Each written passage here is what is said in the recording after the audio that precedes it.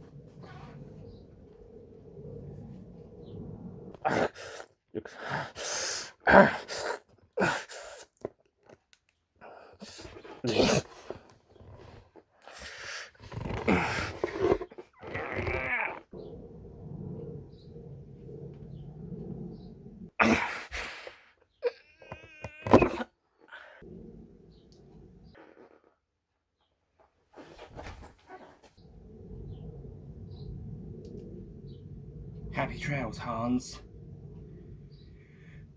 And that's going to happen to those who say Die Hard is not a Christmas movie.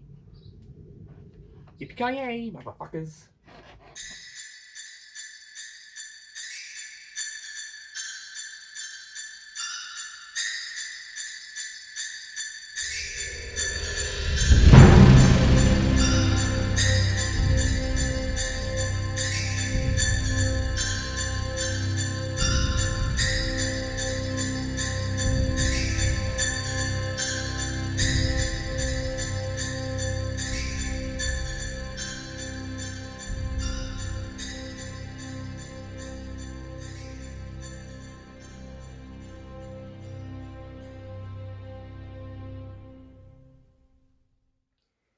Hello, ladies and gentlemen, Nick here, and welcome to my revisitation review of Die Hard, the 1988 action classic adventure film starring Bruce Willis as John Mclean.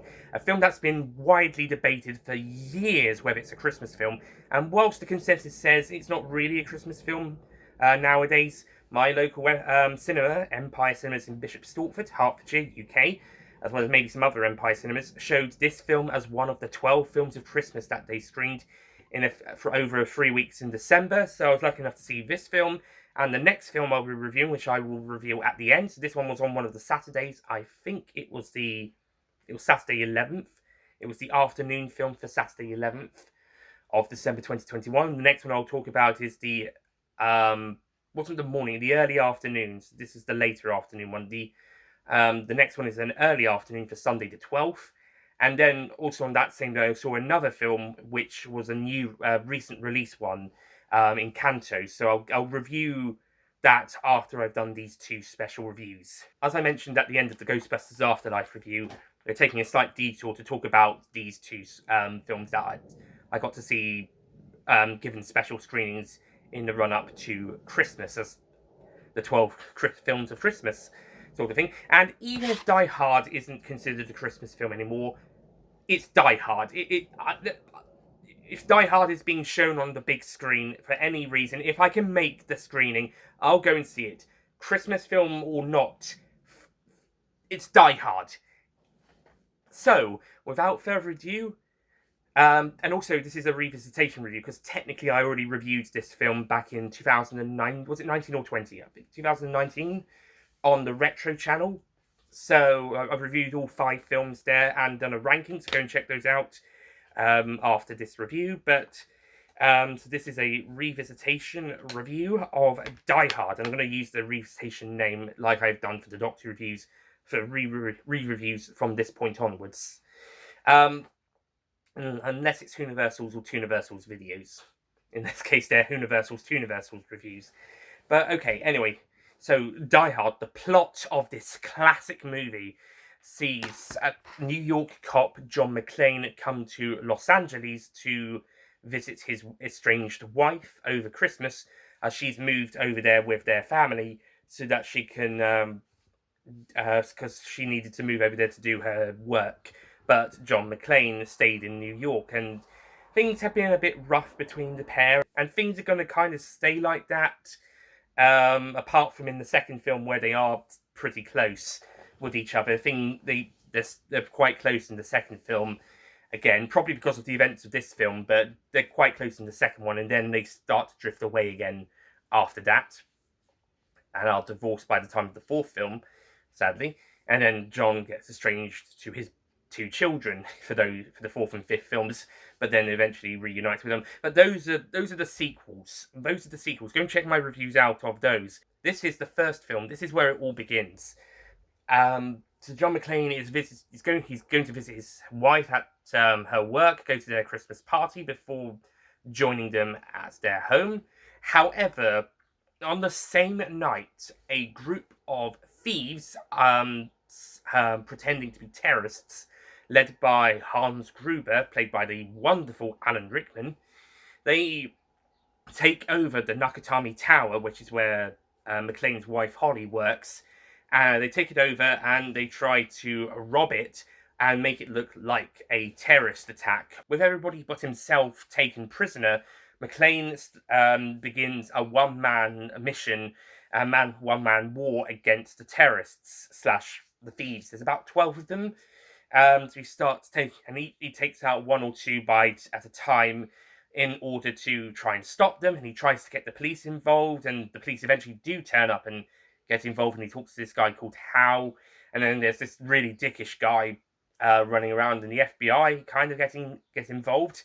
Fun fact, the two FBI agents in this film are played by actors who would go on to play roles in License to Kill. One of them would end up being a DEA agent, and the other one plays the main villain of the film, Fran Sanchez. What's funny here is that in this film they're called Johnston and Johnson, which I think is a joke that would be used for the Tintin movie in 2011 as well, or somewhere along those lines, played by Simon Pegg and Nick Frost in that film. But yeah, this film is an absolute cracker. This is such an exciting film. The action is amazing. The script is tight. The characters are great. The performance is amazing, especially from Bruce Willis and Alan Rickman. And the direction is superb. This movie is an absolute classic for a reason. It's amazing. It's genius. It's brilliant. It's fun. It's great characters. Yes, not all of the characters are great. That police chief guy isn't so great, and the reporter guy, we have a subplot with him for some reason, and then that ends up with a conflict with Holly, though this does tie into a kind of an enjoyable subplot in the second film, so I will let that slide as well. But yeah, this movie is just an absolute classic. This is just such a fantastic movie.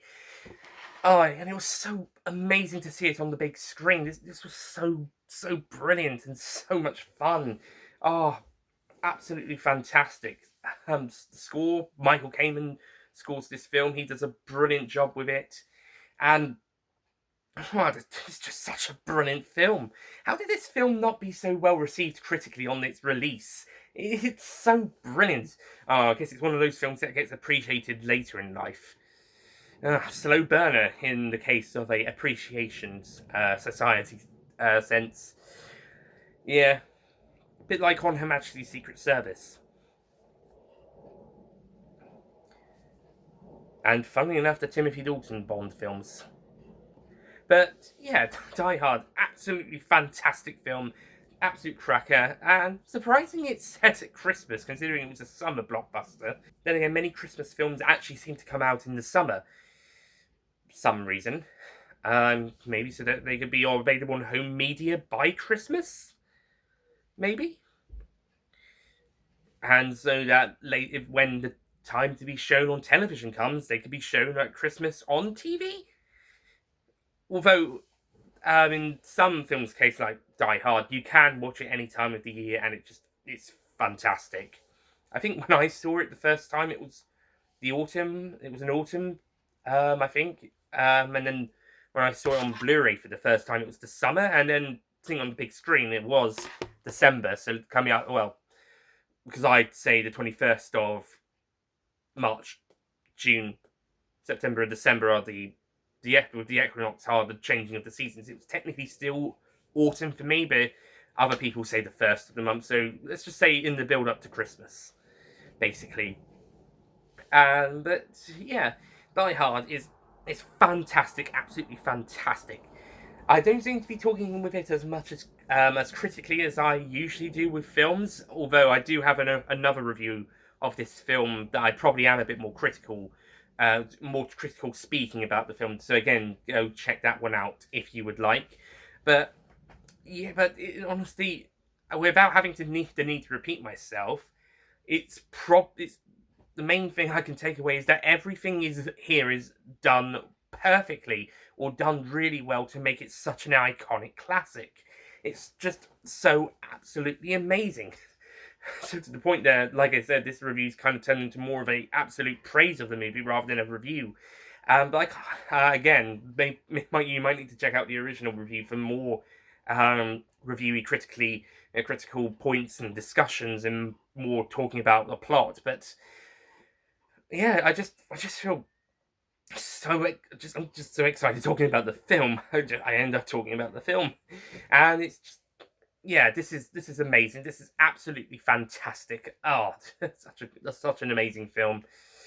I will be giving Die Hard an easy 10 out of 10. Oh, the weather outside is frightful, but the fire is so delightful. And since we've no place to go, let it snow, let it snow, let it snow.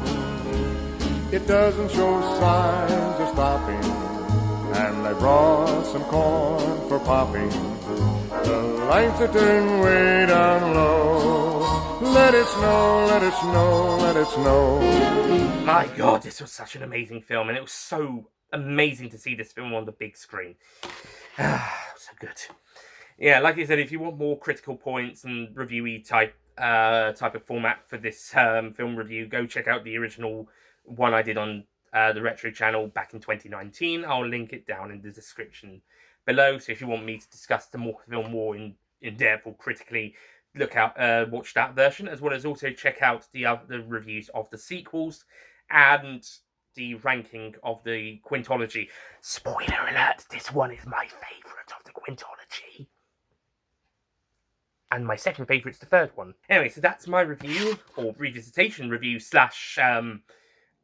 suck up to Die Hard. Like I said, if you want more in-depth stuff, please check out the 2019 review on the Retro channel. That's it from this review. Thank you for watching. Next time, the second film I saw as a special run-up to Christmas, 12 Films of Christmas film I saw, The Muppet Christmas Carol. Oh God, that movie. Stay tuned for another suck-up. I'll see you guys then. Goodbye. The fire is slowly dying, and my dear, we're still goodbying.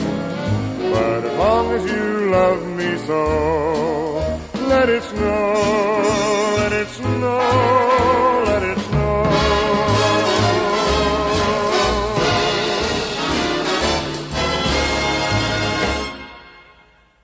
Don't forget to click below to subscribe to the Nicholas Payne YouTube channel.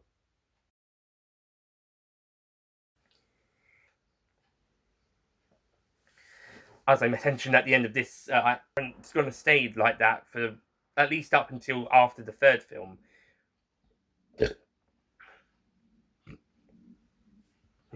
And after the second, we're starting on the building, getting the... Yeah. With everybody but him to him. This movie is an absolute classic bomb for a reason. Then again, many of the summer films, and I don't think you will actually cut that. I was going to think something about the fifth one being my least favorite.